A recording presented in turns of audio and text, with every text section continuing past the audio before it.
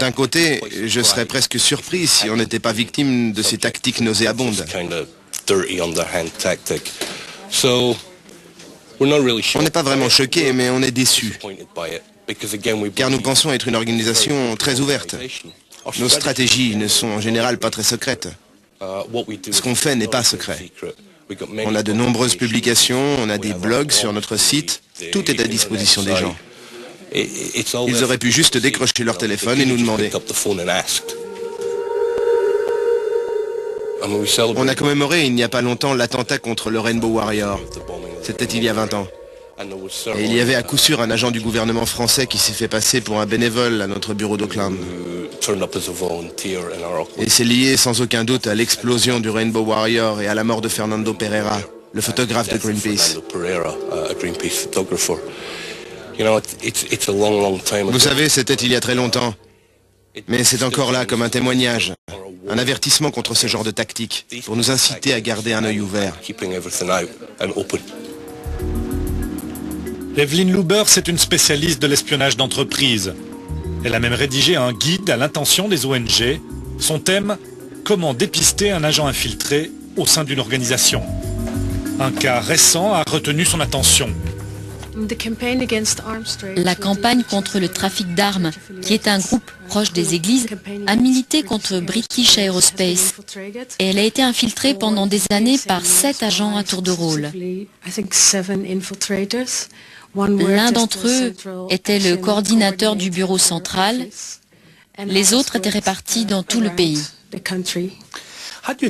Comment expliquez-vous que tant de moyens, d'argent, de gens ont été investis? Ce n'est pas disproportionné par rapport au pouvoir de nuisance d'un petit groupe comme celui-là? Ça a beaucoup à voir avec la réputation.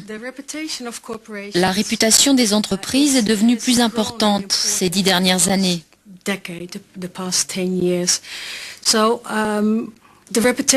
La réputation est devenue presque plus importante que les résultats commerciaux ou les produits.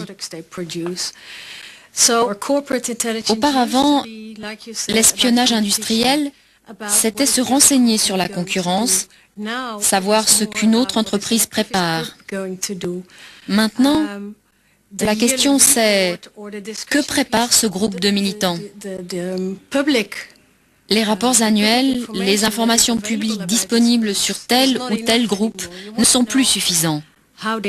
L'entreprise veut savoir qui les finance, ce qu'ils préparent, avec qui ils sont en contact.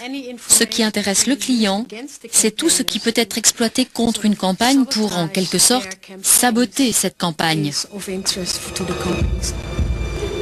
S'informer secrètement des stratégies, saboter les campagnes, bref, truquer le débat démocratique, c'est le risque que fait courir la surveillance privée, un risque qui concerne chacun d'entre nous. Je pense que le citoyen peut nourrir de légitimes inquiétudes, c'est clair. Chaque citoyen spectateur, en regardant cela, devrait imaginer qu'il est peut-être espionné dans le cadre de ses activités associatives par un membre, un ami, un compagnon, qui en fait serait quelqu'un d'employé par une multinationale. Oui, effectivement, c'est très inquiétant, c'est très très inquiétant.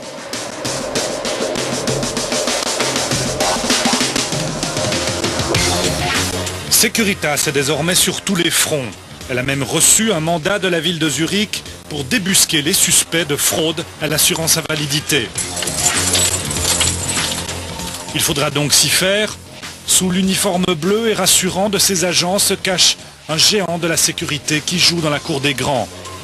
Quitte à nager en eau trouble pour des clients aux intentions obscures.